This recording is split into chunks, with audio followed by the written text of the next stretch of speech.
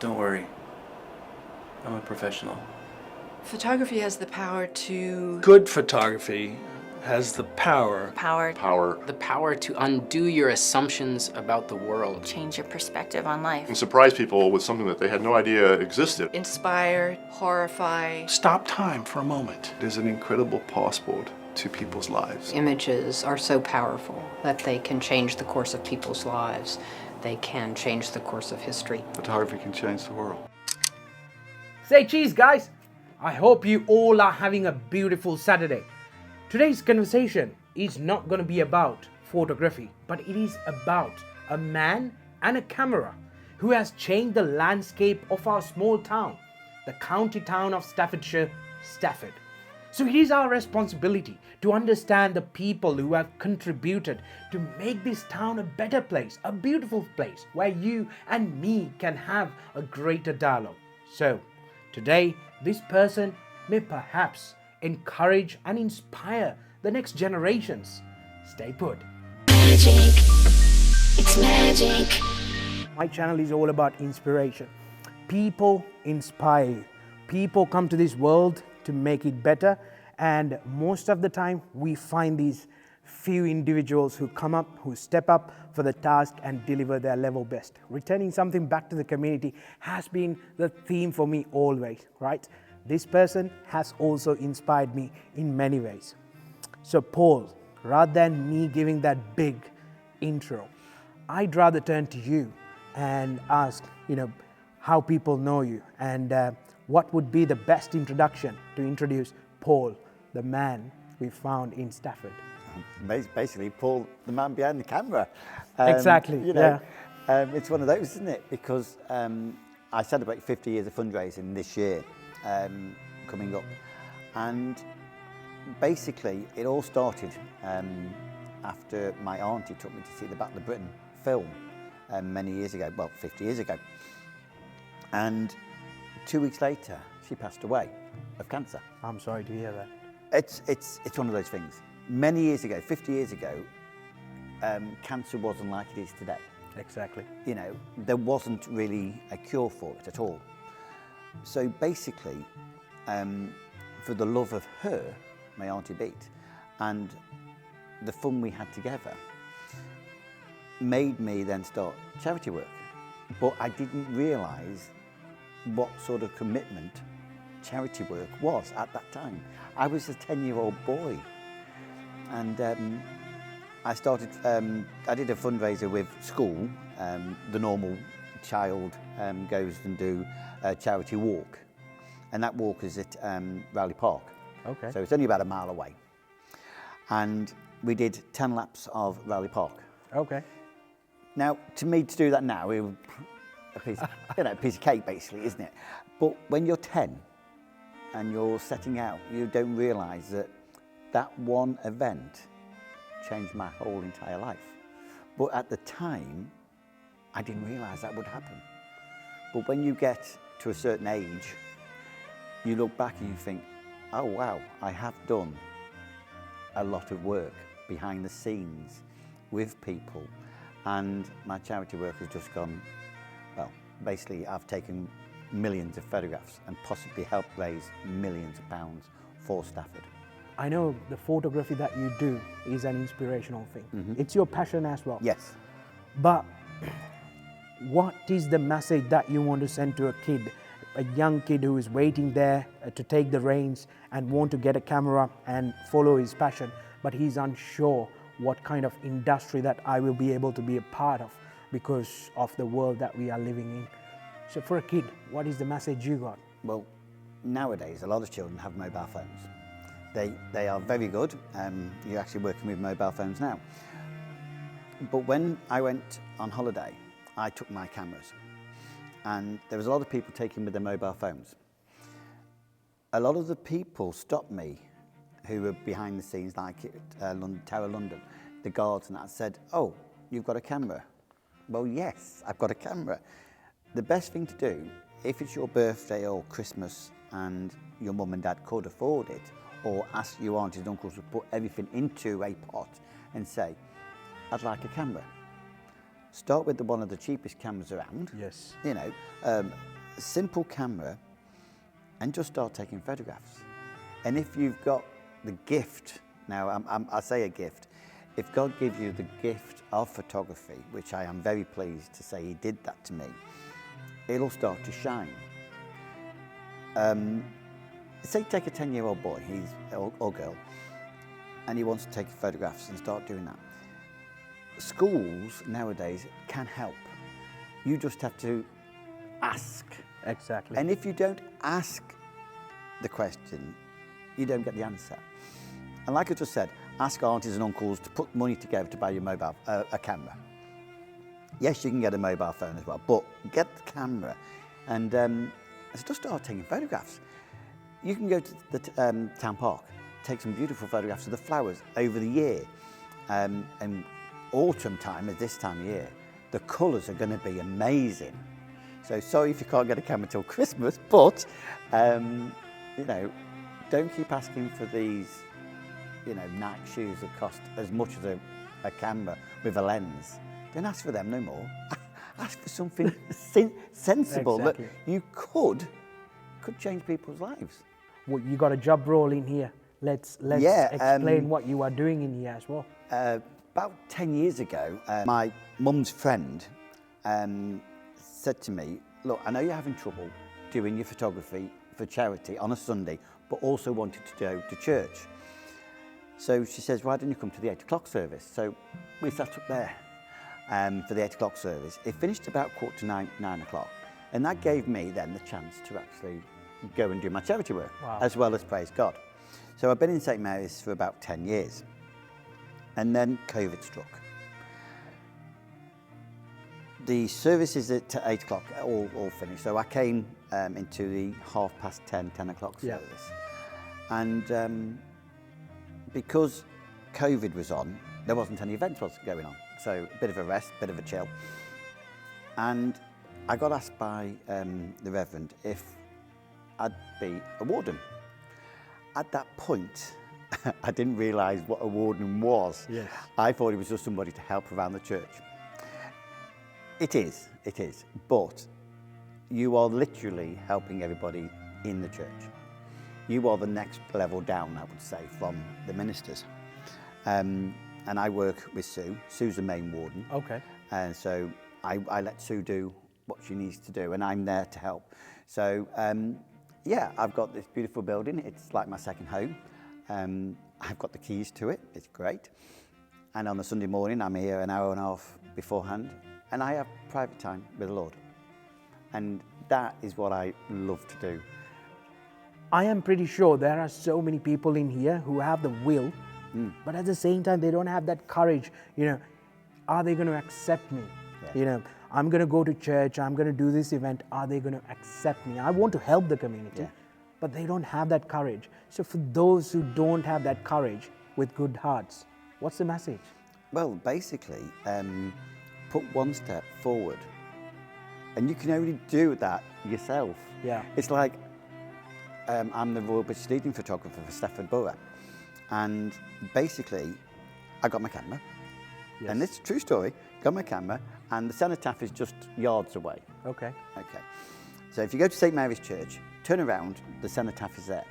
And November the 11th, we remember the fallen.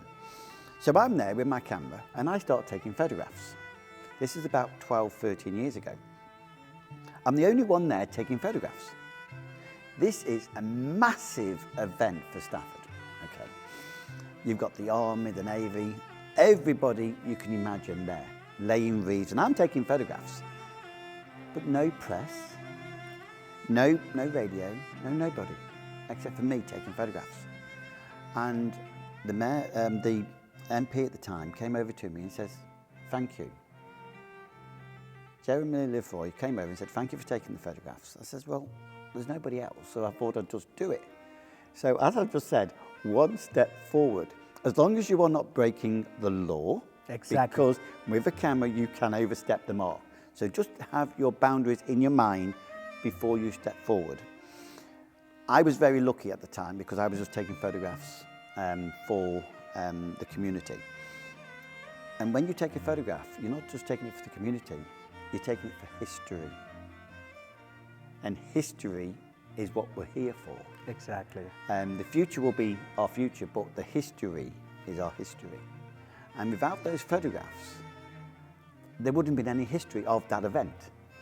So my photographs then went to the press, all over the place, because I gave them free. I was there to do a duty, and I did it. The big question would be, how he's managing this life? I mean, like, he's a photographer, there's a big event in the town, he's there. You come to church, you're going to see him as well. And on top of that, this guy got the energy and willpower to go and work. So, Paul, how you manage your time? I work with 33 charities over the year in the Staffordshire area. And I try to do the same amount of work for each of those charities. So I'll take photographs of you if you're going to do an event for, say, Catherine House or Birmingham Children's Hospital. And then you do that event, and 9 times out of 10, I'm at that event. Yes. So you've got the photographs of before, the photographs of you doing the event, and then you can say to your friends, well, I've done the event, give me my money. Simple as that. I pushed myself too far. And God has told me before, but I didn't listen, to slow down. And basically, I got an enlarged prostate. But as well as that, I got a bladder infection, a serious one, which completely knocked me on my feet. So I had to have a catheter put in. And what happened was, on the Saturday, I was taken so ill, I couldn't move. Got rushed to hospital, got the catheter put in. Wow. And on the Sunday, I was back to a bit of normality because all the stuff had been taken away and I felt a bit better. I've had the tablets. On the Monday, I was fundraising, telling people to have their prostate checked. I remember. I was doing a photo shoot. I was on the radio because I wanted people such as yourself to get checked. I didn't want anybody else to go through what I went through. And it was awful. It was so bad. I couldn't walk, literally could not walk. And it's all because of, I didn't miss a checkup. I had my checkup in November and I was due to have my next one. But that next one didn't come quick enough. Wow. You see. So, and I felt fine. On the Saturday morning, I was feeling fine. We're having breakfast, having a good old laugh, getting organised. And I was in the parade of Birmingham Pride Parade. Wow. And then an hour later, I was on the floor. So 14 weeks, I go back to work on the 1st of September. And brilliant, people have been absolutely brilliant. Basically, I didn't have to lift a finger. They were there for me. But what I wanted to say was, I've rested because God made me rest, because I wasn't listening to him. So I had to rest, and I did. I didn't even want to take any photographs. There's a good point that you highlighted in there. You are going back to work on 1st of September. Yeah. Now, few things that I've seen him doing. You know, some people, they have that aura, they have that magic, like human touch and the nice feeling, the compassion, everything. But they are contagious. And that's a good way of being contagious. And I see that in Paul. You know why? Because he goes to work, even in that warehouse, there are days that, you know, he's arranging these small projects which will help the community and, you know, feel good events. Why? How you do that? How you approach the management? And what kind of projects that you are planning to do in the days to come? Well, planning for the days to come. I'm celebrating my 50th anniversary of fundraising. Yes. That's on the 13th of September.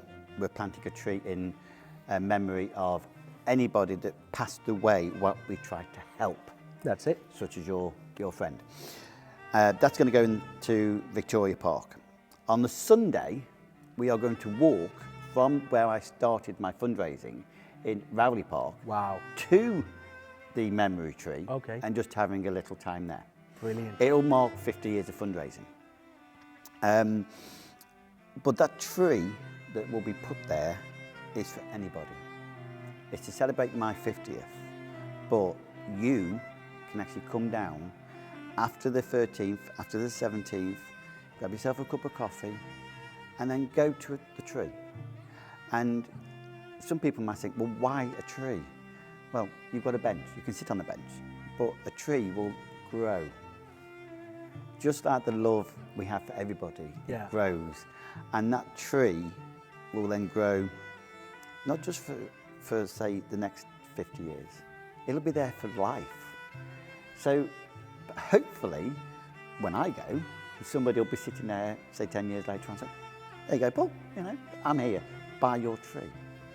It's there. You can grab yourself a cup of coffee, go and sit in the park, and talk. How many people talk to their loved ones as they're walking down the road? True.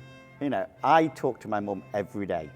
Every day I don't miss a day when I say, oh, by the way, Mum, I've done this. But then again, she already knows anyway, because she watches me everywhere I go anyway. So basically, sorry, Mum. You know, and that's what it's all about. We need to remember everything.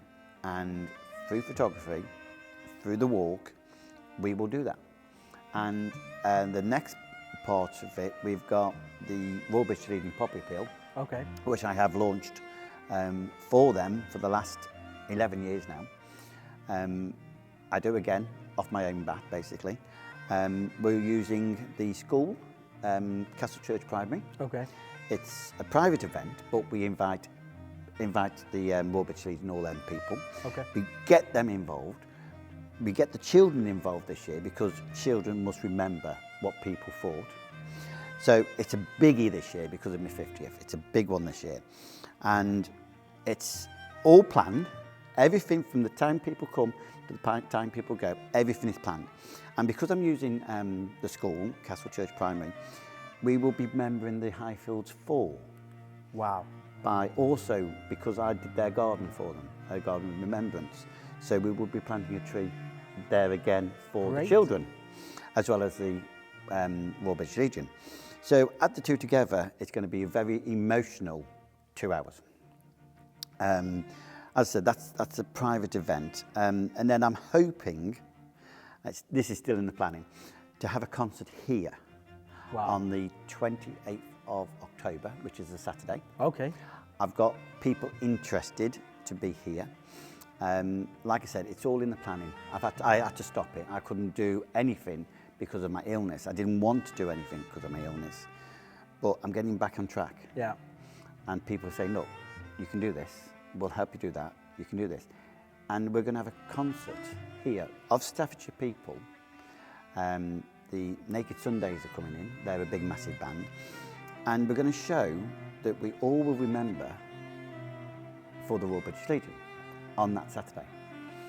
One thing, Paul, I know you've done so many things to this town, but when I go to the cafes, when I go to the pubs, when I speak to the people in public, one thing they always say, Stafford is the county town.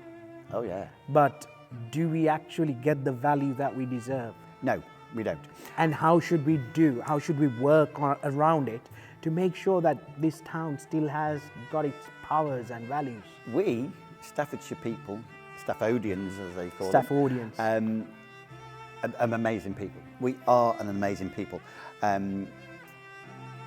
I don't know when this is going out, but we'll let you know that an exclusive. On the 10th of September, Carol and I, who's my sidekick on the radio, are joining Stafford FM. They are the chirpy couple, you know. I love them in a good way. They are chirpy. I love them. They make good gel. I just said that to him, but I love them both to bits. And Carol got a good heart as well. Oh, she's done so many good things. Yeah. You both are like. Yeah. So yeah, what's happening? So Carol Lake and myself, we start on Stafford FM, 10 o'clock on Sunday the 10th of September. Yeah. Now, if you've ever listened to us, as you said, we are chirpy, we are naughty. Very sorry, but we can be a little bit naughty, but in a good way. Exactly. Absolutely good way. So if you want to have a laugh before bed, or sit in bed and have a laugh, you know, listen to us 10 o'clock on the 10th of September. It can be repeated. So if you can't listen to us, it will be repeated and you will see more information. So going back to the heart of Staffordshire, we are the heart of Staffordshire. We're nearly the heart of the UK, never mind Staffordshire. And I've always wondered why Lichfield is a city. Yeah. And we're the county town. And it does sometimes think, why couldn't this be the Stafford city of Stafford? Exactly. I've always wondered that, but somebody said it's because it's a cathedral. So if you didn't know that, that's why Lichfield has got a city status and we have got a town status. They have got a cathedral. So a bit of history there for you. So we're governed in a roundabout way. The church is governed by Lichfield. But Stafford, you know, is the heart of the place. It is. We're having a new Market Square. And I'm hoping, you've seen all these Disney films where somebody puts his finger on the button and all of a sudden everything sort of like glistens up and shines out. I'm hoping that will be our button. Yeah, but And that's a big question. I Paul. know. You know, the issue is, the truth is, years ago you come to this town, Yeah. it has so much life Yeah. in it. You know, we wanted to sit down, grab a coffee, Yep. you know, having them conversations. This was home for so many people. Yeah. We made friends, but most of the people now you go on social media, they're not happy about it. Of course they aren't. So, what do you think? What do we miss? How can we get it back? Well, once we get the town centre sorted, we've got to get the town centre sorted in some way. Hopefully. But the kids of today need something to do. You know, we've all got these computers nowadays and stuff like that, but the kids are coming out of the town and they are going into the streets. And when I was younger, sorry about this, but when I was younger, we used to go out at 9 o'clock, say, come back at tea time, have tea, go back out again. But it wasn't causing an issue to people. It was going to play football. We were climbing trees, we were swinging on trees and being, as I would say, children. But nowadays, I don't think they can be children. They're not children anymore. So, as the last question, I'll nicely land on to this one. Now, we find inspiration in every video that we do, and Paul is one reason. And you know, the trees he's gonna grow, and the rest of the people in this community, the good things that they do, they will inspire the next generations. And that is what we need. And if you did not have the push within you, I believe that this video will give you that extra courage for you to step up and deliver that mission. So, in few words, Paul, if you are to summarize and if you are to tell someone, you know, who is ready to do something, follow you and step into your drums, what would you say? One message. Take that step, ask that question. That's it. So ask that big question, take that step, and during this video, I will show you some work that Paul has done, the plans he's doing. He's already sent me a very good document with all the things that he's done. Paul, I wish you all the very best for everything that you got in the lineup. Keep us posted, and I'm pretty sure one of these days we will cross the paths and then we'll have another conversation. Until then, thank you very much for having your time and giving us this space. No, it's pleasure, pleasure. Take care. Andrew, mate, thank you. Magic, it's magic, magic. Can I get the very magic?